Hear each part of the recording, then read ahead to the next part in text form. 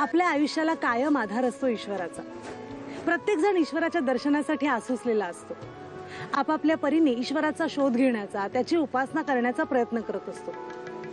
पण सगळ्याच ठिकाणी जाणं आपल्याला काही शक्य होत नाही आणि म्हणून आम्हीच तुमच्यासाठी खास घेऊन आलोय प्रदक्षिणा।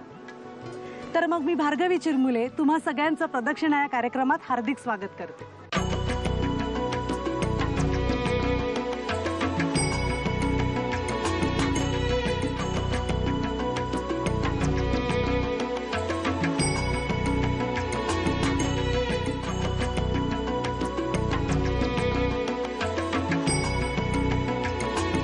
आपल्या संस्कृतीमध्ये कुठल्याही नवीन मंगलमय आणि आनंददायी कार्याची सुरुवात होते ती गणरायाच्या दर्शनानं। गणरायाची अनेक रूपं आपण आपल्या मनात जतन करून ठेवले। त्यातल्या हे सिद्धिविनायकाचं राजस आणि लोभस रूप। इथे प्रत्येक जण जी काही मनोकामना घेऊन येतं ती लवकरच पूर्ण होते असा या गणरायाचा महिमा आहे। गणरायाच्या चरणी एकदा सेवा रुजू केली की आपल्या सगळ्या मनोकामना पूर्ण होतात अशी आपली धारणा आहे। म्हणूनच आजच आपण आलोय टिटवाळ्याच्या श्री सिद्धिविनायकाच्या मंदिरात।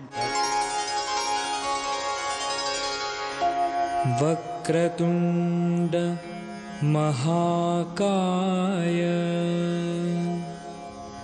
सूर्यकोटि समप्रभ निर्विघ्नं कुरु मे देव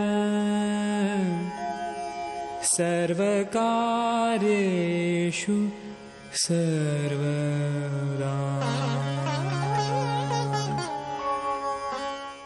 या मंदिराच्या स्थापनेचा इतिहास हजारो वर्षांचा आहे, अगदी पुराण काळातला।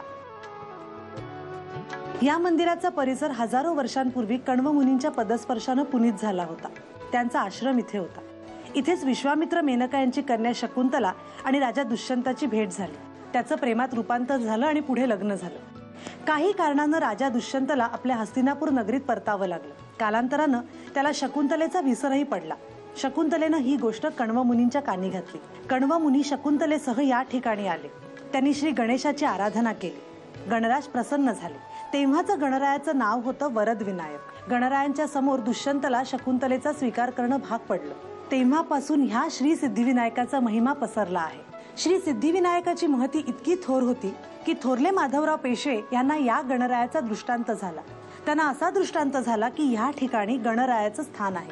त्यानुसार पेशवे यांनी आपले सरदार मेहेंदळे यांना इथे जीर्णोद्धारासाठी पाठवलं।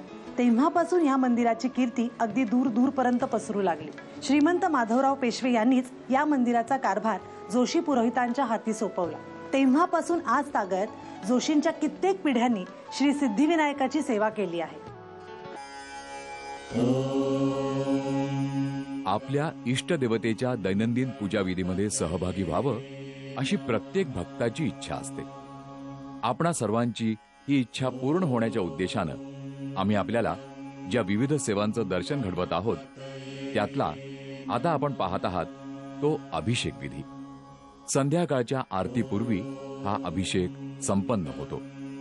हा विधी संपन्न होत असताना ब्रह्मवृंद अथर्व शीर्षाची आवर्तनं करत असतात। आवर्तनाच्या उद्घोषात वातावरण मंगलमय होत जातं। पाणी, दूध, पुन्हा पाणी आणि दूध या क्रमानं श्री गणरायाला न्हाऊ घालतात। त्यानंतर शुद्ध वस्त्रानं मूर्ती स्वच्छ केली जाते। आता श्री गणेशाला सोवळं उपरणं परिधान केलं जातं।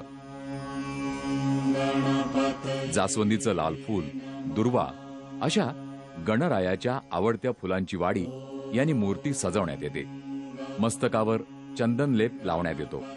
विशेष दिवशी रक्तचंदन, धूप याच्या मिश्रणांचा लेप वापरण्यात येतो आणि अशा तऱ्हेनं आरतीची पूर्वतयारी संपन्न होते। गणपतये नमः।